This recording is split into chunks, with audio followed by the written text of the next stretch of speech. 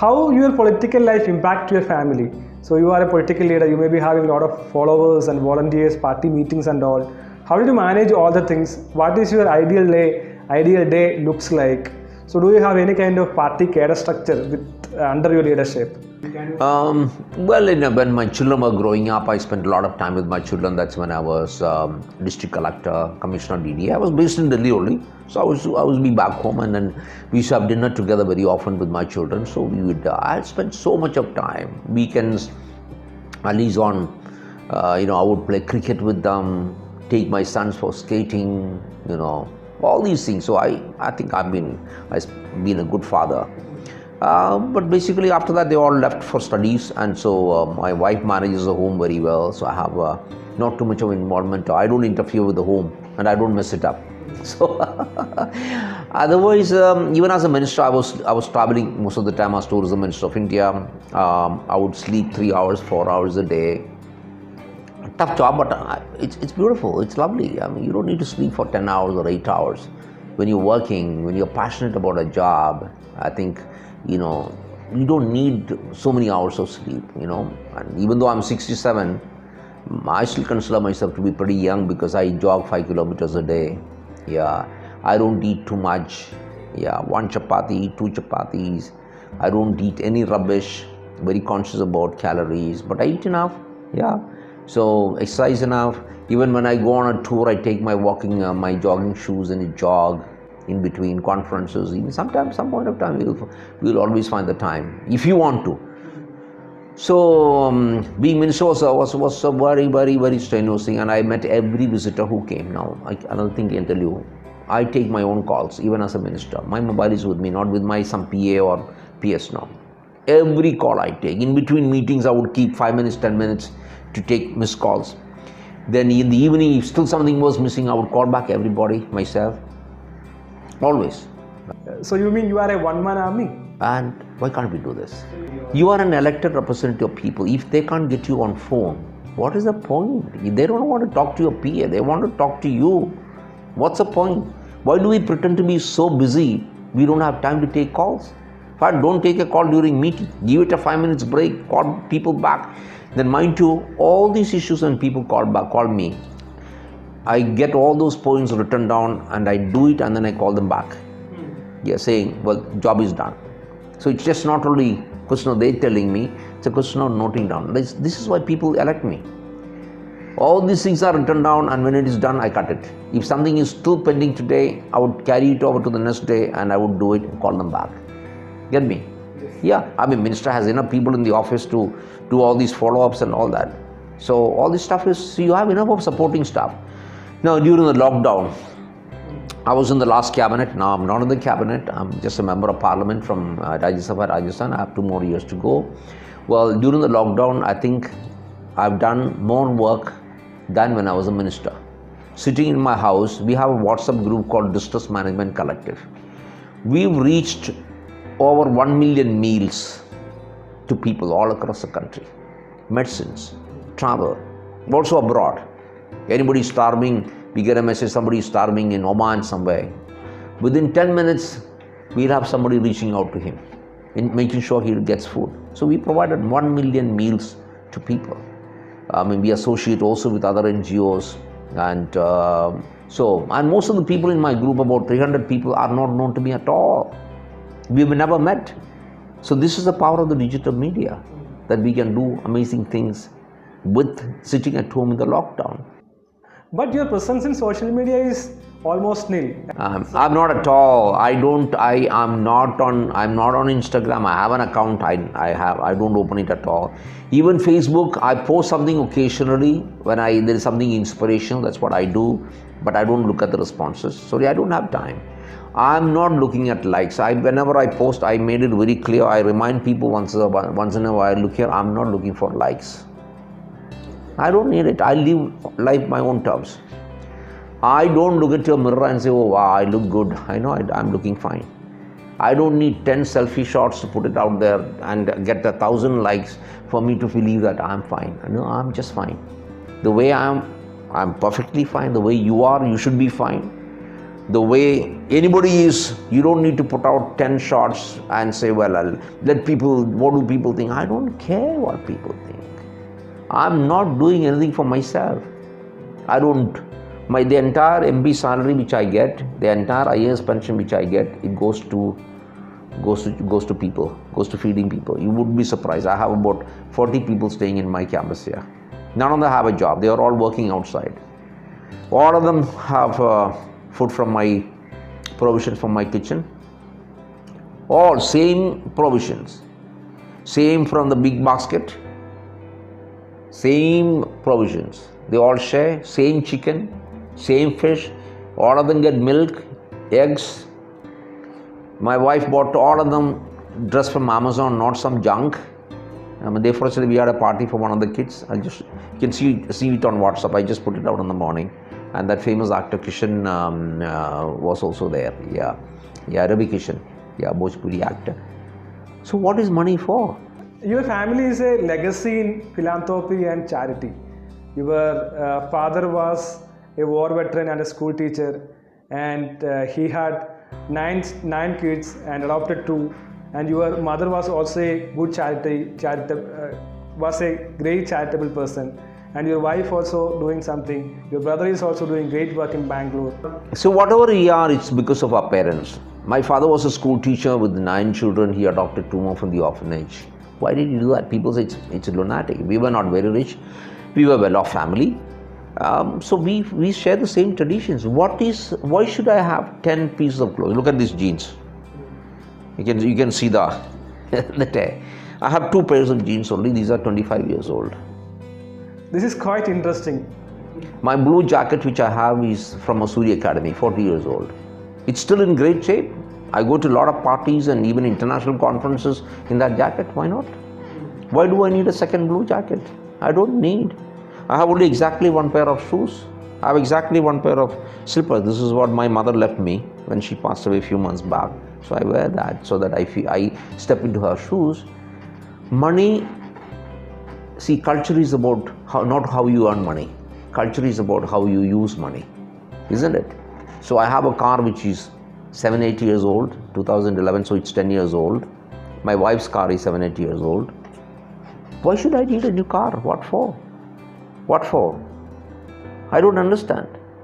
When there are millions of people who are starving out there, whose children don't go to school, what is my right? I have not been to a 5-star hotel in 25 years, except for the marriages of my batchmates' children. I don't. Why do I need to? I mean, if my children, my people who live in my campus and all the people who work with me, these 40-50 people, if their children can't go to school, and I pay for all that, all their college, I pay for it. What is the point of me being a human being if I can't do that? What's the point of me saying I am a leader, I am a politician, out to save the country if I can't save a few people here? Why? So I think these must be fundamental, not for the camera. Like I never said this to any television channel what I do. No. Since you are asking me about how young people should be trained to become politicians, I'm saying this. Not for the camera, please, for heaven's sake. What is your political ideology? Sometimes you are saying that your political ideology is pro-poor. Since you are subscribing at least to the party BJP, what is your exact ideology? No, my ideology, I am very much left in the sense of being pro-poor. But let me tell you, Modi is more left than I am. When I say left, what do I mean? He's being with the poor people. He has done more for the poor people of this country during the past 6 years than any government, any prime minister ever. So tell me, is he not left? Yeah, left is about your action.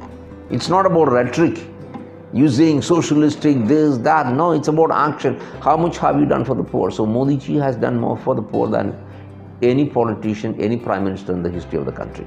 So to me, he's left. So, but it's not fair to brand him, left, right. Yeah, that's you should be judged by your actions. We are normally anticipating a lot of challenges in politics. What kind of challenges we should anticipate when you enter into politics? And have you experienced any such kind of challenges, and how did you face that? Well, aspiring politicians, I said, be sure of what you want to do with your life. I think it's not even aspiring to be a minister. Like, when I became a minister, Mr. Arun Jaitley called me and said, Alphonse, when I went to visit him, he said, Alphonse, you are made a minister because you never asked for anything. Nor did you lobby. Nobody even asked to appoint you. You never lobbied. So don't ask. Do your work. Yes. And I won't even say don't let your work be not seen. No. Because, I believe in the Bible what it says. Light a lamp and put it on a stand so that you'll get the light. So the good deed which you see, which you do, let it be seen. Don't be publicity crazy.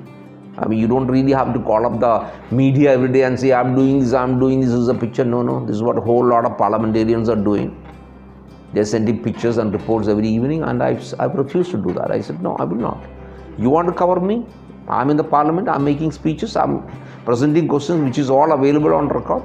Fine, take it. If you want to call me and ask me, I'll give you whatever information you want. But I will not call you because it's your job to find. So I think your good work speaks for itself.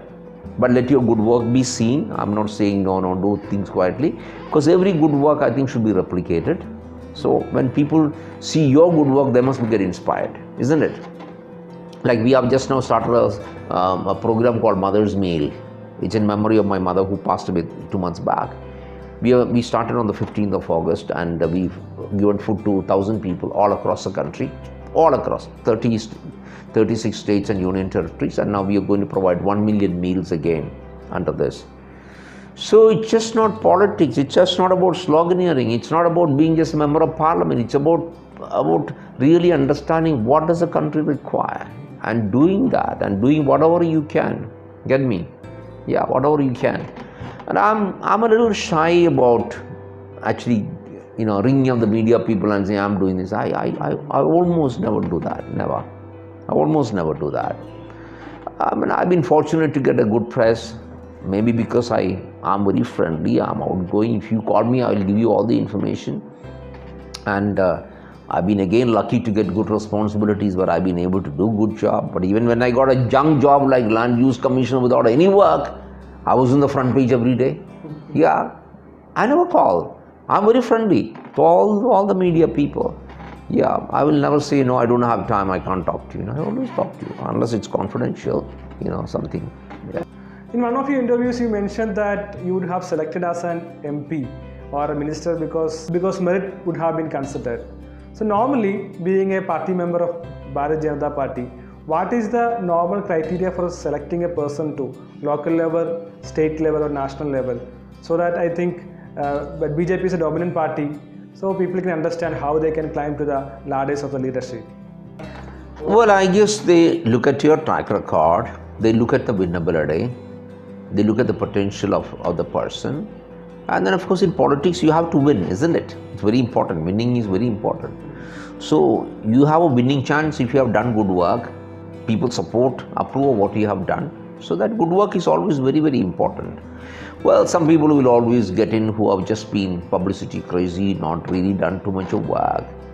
But again, I think in India there is a dearth of politicians, young aspirants who have not done much with their lives but who want to be straight away be a cooperator, be an MLA, be a MP. I think that's not exactly very fair, but that happens. How do they make people ministers? Yes, some competent people are certainly chosen because government has to run. Some people, I'm sure, are taken on various considerations of, you have to have a representation from a state, from a community, because all this is part of democracy. And I won't say that any of this is unfair, isn't it? Yeah, all states must be represented because we are a federal country. And of course, all communities must be seen to be represented because again, every community must feel that we are also part of this country, we are also, part of the government. So all these are important. So, power, when they pick up people, all these are considerations. Yeah, I think these are very important in a democracy. Being a bureaucrat, you were very renowned. Being an MLA, you were also very famous and active. And being a minister and with BJP party, how was your experience and what are your major achievements? No, I was also very, very popular MLA. I was. Yeah. But the problem, look at this, I'm just being very honest about it. Kerala, the voting percentage of BJP when I joined the BJP was only 6%. Then it became 10, then it became 15, around that. which basically means when I joined the BJP, over 90% of people were against the BJP. And in being against the BJP is not like being in the enmity between the UDF and the LDF. They are very hostile when they talk about the BJP. That being so, since I was the only minister for Kerala, the entire enmity is on me. Get me? That's why they are out to chase me on the social media, write foul things, write completely fake things, you know. Well, I don't care. I don't care at all. Frankly, I don't care for the social media.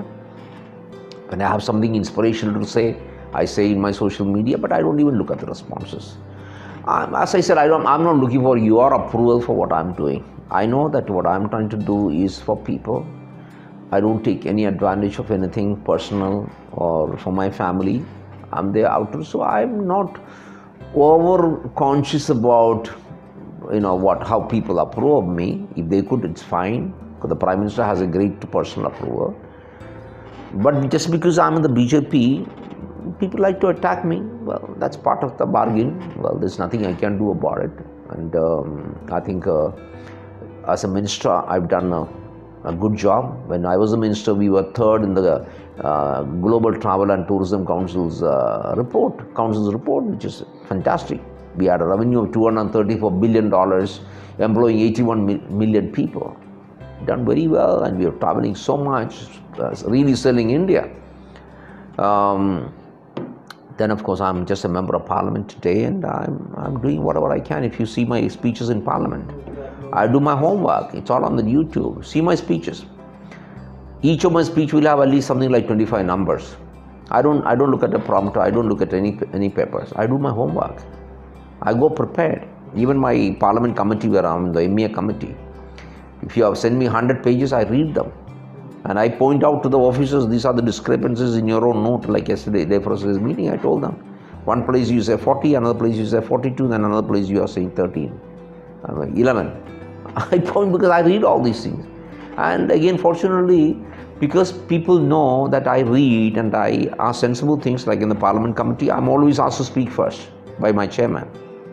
So it has advantage. So I'm working very hard. I do my homework.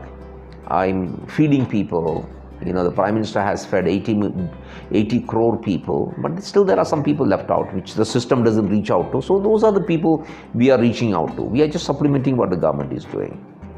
Any last advice to our youths? No, I don't advise people. I never advise even my children, my wife. They would say, go to hell, yeah. We don't need advice. So I don't advise anybody. My only thing is dream big. Unless you have a dream, and a dream is not about yourself, it's about you in the society, about my role in the society. It's not me becoming an engineer, a doctor, a minister. Sorry, no, it's about my role and how I'm going to make a difference in the lives of people. That's a dream. So dream big.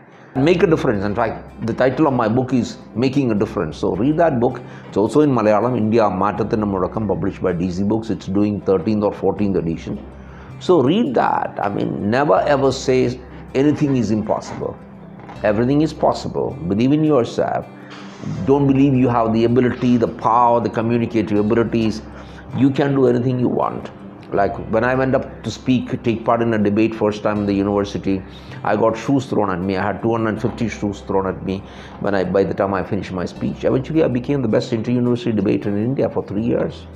So you got to go at it. You must know what you want, and you will get it there. But you must have the determination, the perseverance, and say, I'm passionate about it, and you can do anything you want. Go make a difference. Thank you very much, sir, for spending time with us. It was really inspiring and motivating. We are sure that Indian School of Democracy will take and learn lessons from you and herald to the aspiring youth and politicians of this country. Thank you very much.